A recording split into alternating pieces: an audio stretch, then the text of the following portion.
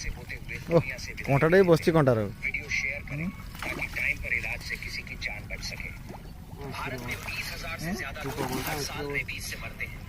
ज्यादातर लोग यही मानते हैं कि पागल कुत्ते के काटने से रेबीज होता है, जो कि एक आखिर बजे रेबीज एक जूनोटिक आखिर बाची कोना जानवरों से इंसानों में फैलती है। ମୁଁ କାଇଁ ଛିଡି 99% तू चिड़ाई दे टाणिलु उपड़ी गला बुझिल ना जोर हाँ भाई जा टाणिलु उपड़ी गला मो कथा मा सतर आ देख आइला तो कटी कुटाई ଖାଇକି ବାଣ୍ଡ ଶୋଇ ଯାଇଥିଲା ଏଟା ଖାଇକି ଶୋଇ ଯାଇ କାଇଁ ହଉଛି ତେଣ୍ଡରାଟା ସେ ଖାଇକି ଶୋଇ ଯାଇଛି ନା ଏଟା ଏଇ କଣ୍ଟା ଲାଗିଛି